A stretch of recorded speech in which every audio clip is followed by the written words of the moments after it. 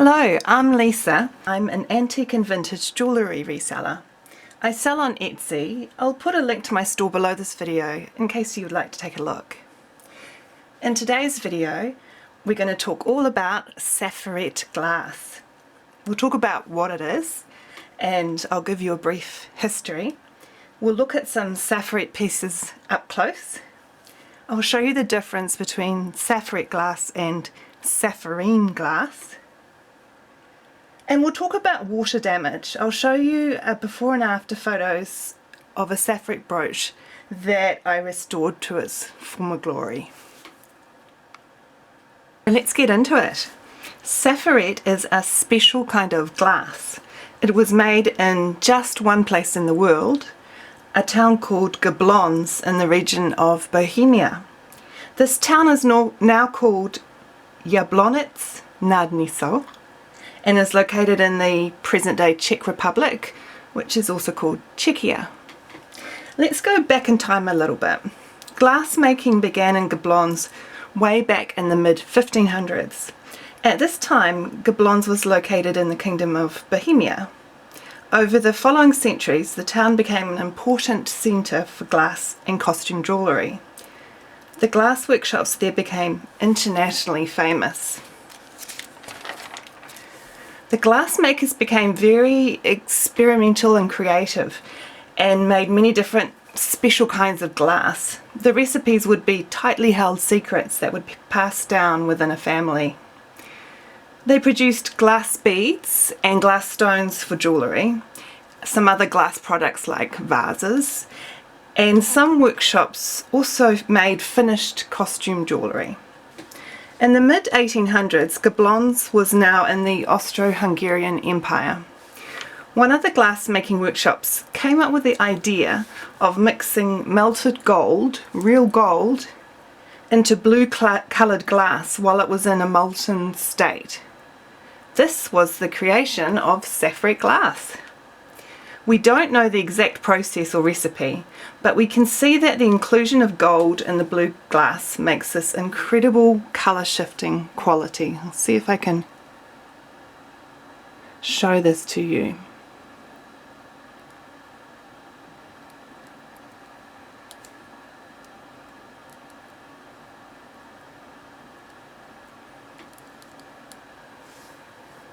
When the light is hitting the glass from front on, like when you're using a flash on your phone or your camera, we see the light reflecting off the gold, so we see a peachy brick brown colour.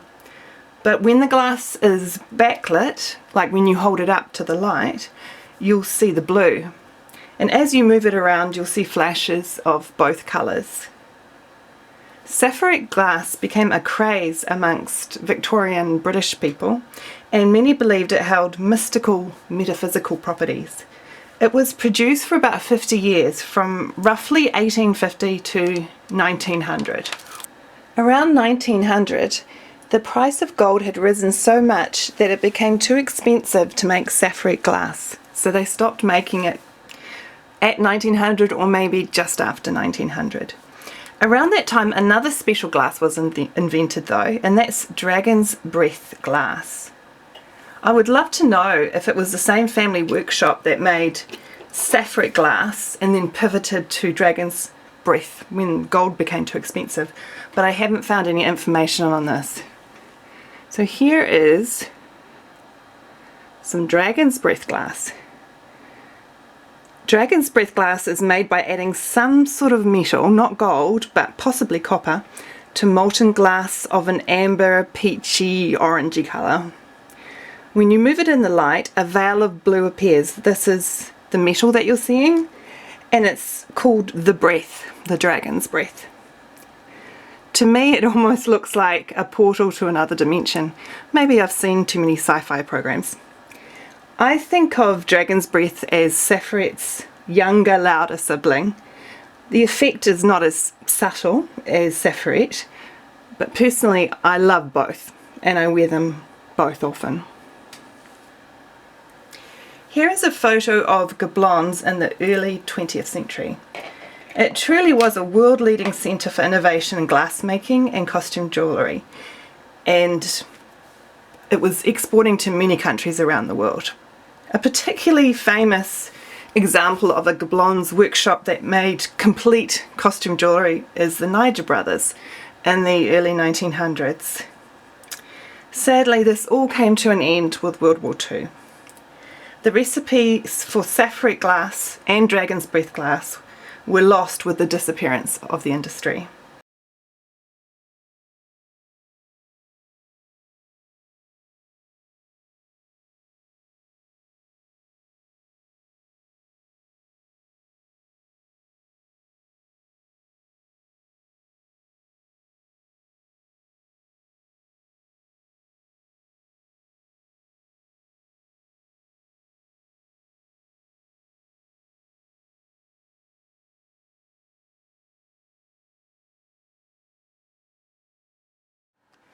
If you're interested in learning more about the history of glassmaking in Gablonz and you'd like to see photos of many of the different kinds of glass and jewellery that they made, I recommend this book.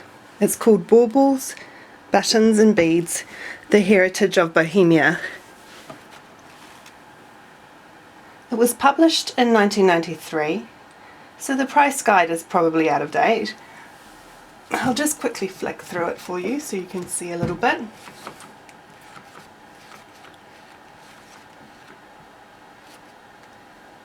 And it does include Saphiret as well.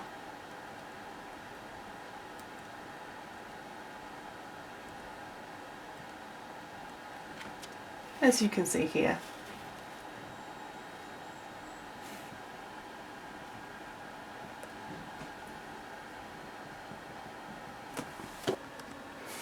There is also a museum of glass and jewellery in the city of Jablonec nad Nisou. I really hope to visit that museum someday. So let's take a look at some pieces of Saphiret glass jewellery in more detail. The first thing to note is the metal that Saphiret glass was set in. It was almost always set in base metal or brass, something like that, non-precious metal. And that's the case for all but one of these pieces. And the reason was this was costume jewellery, so it was set in costume metal. The only exception is this piece here, which is a beautiful Art Nouveau necklace, and it's set in sterling silver with a Saphiret glass drop and clear paste stones, very sparkly ones. So let's take a look at these pieces in more detail. Let's move them out of the way. Let's start with this brooch. As you can see, it's a butterfly brooch, closed back, set in non-precious metal, probably brass. We can see a very simple hinge and a C-clasp, so we're talking Victorian. The Saphiret stones are faceted, and I will actually be talking about this butterfly brooch some more soon when I talk about water damage. Here's another brooch. This one's a good example of the non-faceted Saphiret stones. They also came in cabochon form, and you can see that the surface is frosted, so it's quite a different look. This brooch unfortunately is missing something in the middle. I have found a complete version of this brooch, photos of it online, and so I know that there was a round Saphiret stone in the middle originally. It's sadly gone, so it would have looked like a flower. Again, we have a simple tube hinge and a C-clasp, brass metal or something similar.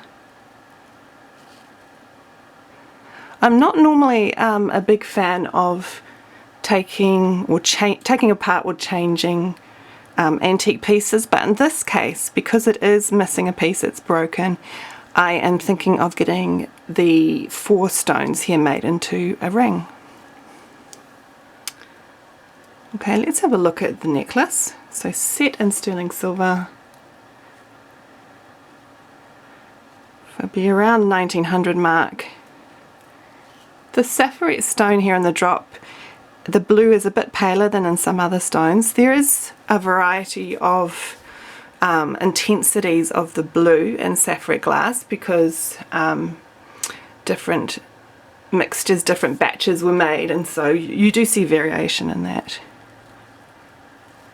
I'll show you the back of this beauty. This is the only piece that I actually bought where the seller knew it was Saphiret glass and described it as Saphiret glass. This was my birthday present last year. So yeah, I paid a fair amount for it since it's Saphiret, but that was okay. It's a special piece for me. And then let's look at these 3 bracelets. So again, all antique Saphiret glass, so all between 1850 and about 1900, or just slightly after 1900. You'll see the top one is closed backed, and the stones are almost certainly foiled. Now, in the context of this time period, foil means the back of the stone is painted in a metallic colour so that it bounces the light back, and you can really see that effect as you move it around. It has this very characteristic round ball of sapphire glass at the end, which I love, that you do find on quite a lot of these bracelets.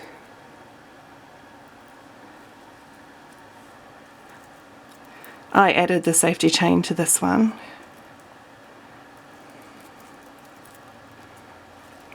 This next one has a paler blue colour in the sapphire glass. It's also closed back, as you can see.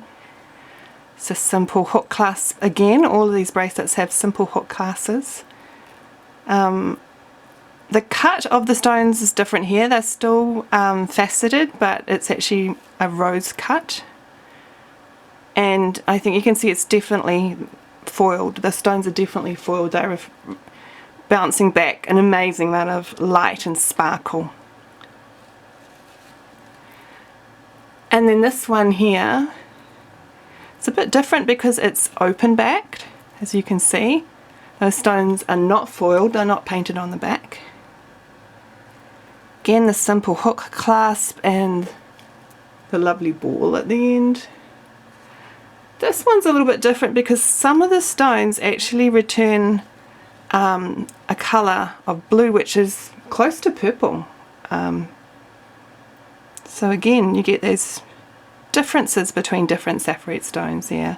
That's just something you occasionally see in sapphire, is a hint of purple. So Saphiret glass is very collectible because it's really quite rare now. Not that much has survived, so it is quite valuable. Dragon's Breath, which I showed you before, is also valuable and collectible, but because it's not as rare, it's not as valuable as sapphire glass. So all of these pieces are antique Victorian sapphire glass from the period roughly 1850 to 1900. In the 1950s in Germany, a new glass was made in an attempt to recreate the magic of Saphiret. It's called sappharine. They didn't have the exact recipe, but they got reasonably close. Please note the spelling. It has 2 P's and an A in the middle. This is important because sappharine with an I in the middle is actually something completely different. It's a rare natural blue gemstone.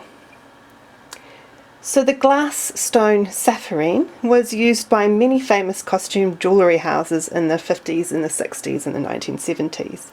Here is an example of sappharine stones.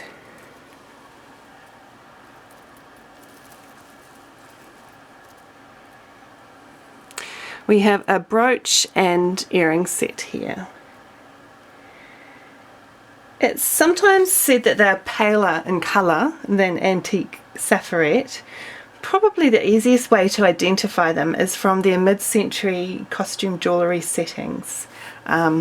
You can probably see right away that we're in a different era with this jewellery. We have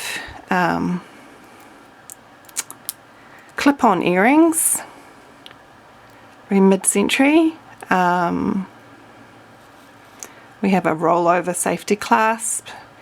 You can see actually these sappharine stones are foiled in this case with gold rather than the silver that I found in that butterfly.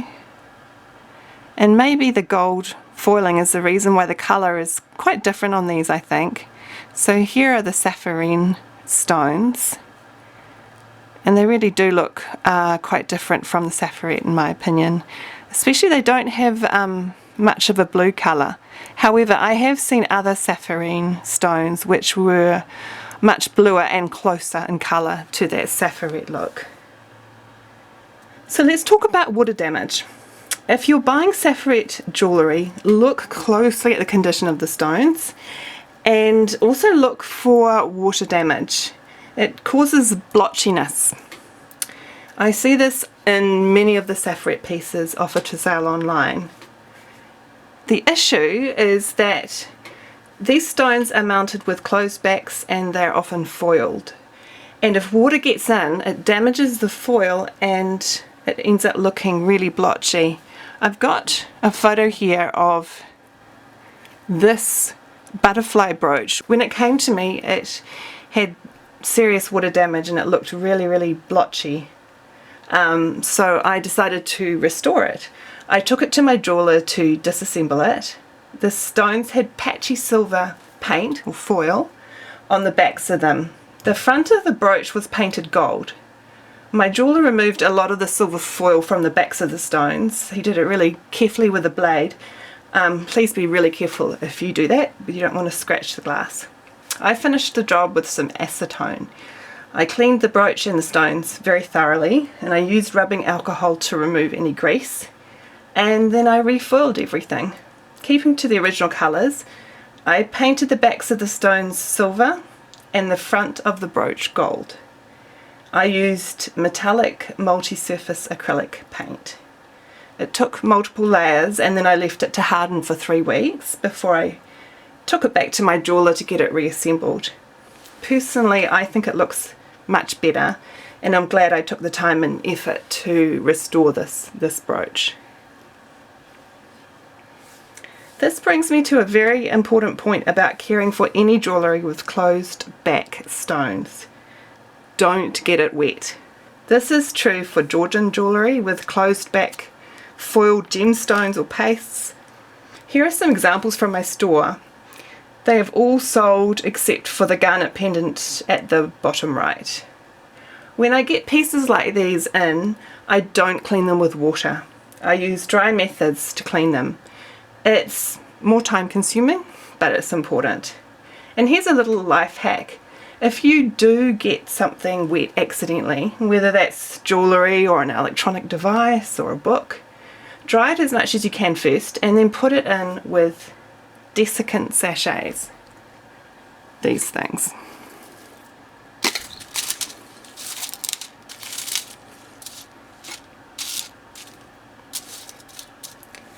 I collect these from bottles of vitamins and places like that, and I keep them in an airtight jar. If something gets wet, I'll either put it in this jar if it's small, or if it's something bigger, like for example if I get my phone wet, I'll put it into an airtight bag like this, and then I'll put a bunch of the sachets in with it. And I'll seal it up and leave it for a few days. I know a lot of people use uncooked rice for this purpose, but in my opinion using these desiccant sachets or drying sachets is much more effective and it's cleaner too. You don't get rice going up inside your ports on your phone and that sort of thing. Okay, to sum up, if you like the look of Saphiret glass, keep your eyes peeled for it. Now that you know what it looks like, it will jump out at you if you come across it. You may find it in a lot of costume jewellery at an auction. It's like finding treasure. It's really exciting. You might also want to splurge and buy a piece online where the seller knows and describes it as Saphiret Glass. I'll be bringing this butterfly and these two bracelets into my store soon on Etsy, so keep an eye out for those. If you have any comments or can correct anything I've said or got wrong in this video, or you can add more details, please let me know below in the comments. I'm on a continual journey of learning, and we can all learn from each other. I think that's the beauty of this community of antique jewellery lovers, and I won't be offended if you do. So until next time, please stay healthy, safe and happy. Bye.